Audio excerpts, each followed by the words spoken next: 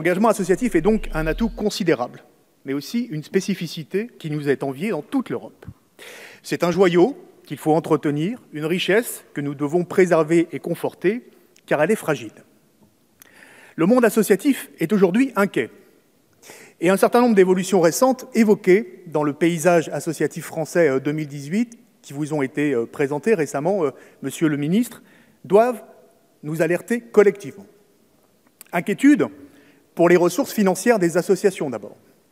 L'étude montre que les financements publics ont pour la première fois baissé en volume entre 2006 et 2017. Inquiétude ensuite pour le dynamisme de la générosité publique, qui est indispensable à l'équilibre financier des associations. Selon le baromètre de France Générosité, qui enregistre un tassement du nombre de donateurs, les dons aux associations et fondations sont en baisse significative de 4,2% en 2018. Inquiétude, enfin, pour l'emploi associatif, qui stagne pour la première fois en 2017, tout comme le nombre d'associations employeuses. De 460 000 contrats aidés en 2016, nous sommes passés à 120 000 parcours emploi-compétences en 2018, et il y en aura sans doute moins de 100 000 en 2019. Une baisse drastique de 80% en 3 ans. Dans mon département de la Loire, nous sommes passés de 4 350 contrats aidés en 2016 à 1 700 parcours emploi-compétences en 2018, soit moins 70% en 2 ans seulement. L'exécutif a eu, pour justifier cette baisse drastique, des paroles blessantes pour les bénéficiaires des contrats aidés, que je préfère appeler, pour ma part, les contrats aidants. Ils ont été stigmatisés de façon honteuse, car ils seraient coûteux, inefficaces, pas formés, alors qu'ils jouent un rôle majeur dans le fonctionnement de nos associations et dans les actions de solidarité des services publics de nos territoires. Ces contrats aidés ne sont pas supprimés car ils ne sont pas utiles socialement. Ils le sont pour des raisons comptables, parce qu'ils permettent de faire, pour le gouvernement, une économie de plus de 3,5 milliards d'euros, un montant équivalent aux cadeaux faits aux foyers les plus riches avec la suppression de l'ISF, avec la disparition programmée des contrats aidés. Madame la Ministre, vous avez durablement abîmé la confiance des acteurs associatifs de terrain et des élus locaux dans l'État. Et ceux-ci vont en payer les conséquences durablement. Quel gâchis!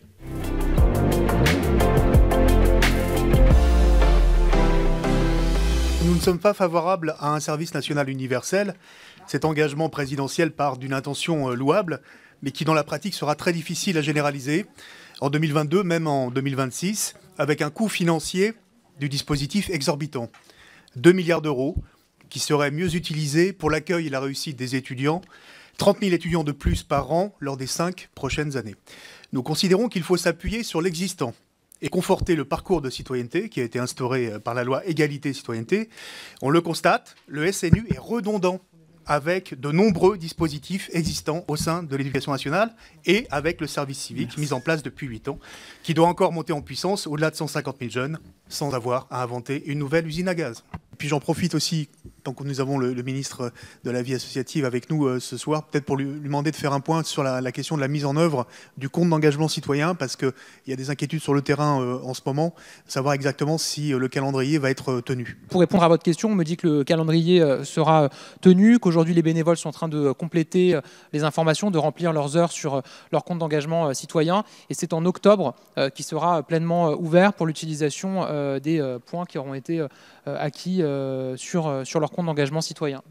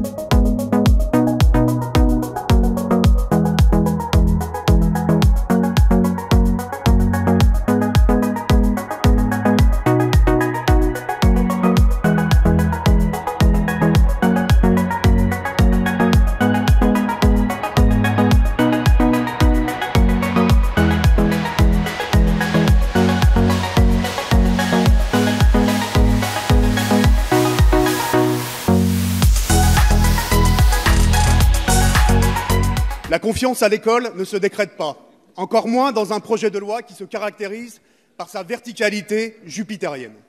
À l'instar du mouvement des stylos rouges, de nombreux enseignants et personnels de l'éducation nationale attendaient non pas une énième réforme de plus, mais une loi de reconnaissance, une loi de programmation avec des moyens humains et du pouvoir d'achat supplémentaire afin d'améliorer concrètement leurs conditions de travail et celles des élèves. Dans le premier degré, les professeurs des écoles sont parmi les moins bien payés en Europe. À Bac+5, ces derniers gagnent 1 436 € net par mois en début de carrière et 1 800 € au bout de 10 ans d'ancienneté. L'article 1 de votre projet de loi a été perçu comme une volonté de mise au pas, de reprise en main par la communauté éducative dans sa capacité à exercer sa liberté d'expression. C'est silence dans les rangs. Alors, monsieur le ministre, ce que les enseignants attendent de vous, ce ne sont pas des proclamations ou des mesures à portée symbolique, comme la présence de drapeaux dans les classes, alors que celle-ci est déjà obligatoire au fronton de chaque école depuis la loi de 2013. Ce sont des mesures sonnantes et trébuchantes pour améliorer leur quotidien. Monsieur le ministre, allez-vous enfin agir dans ce sens ?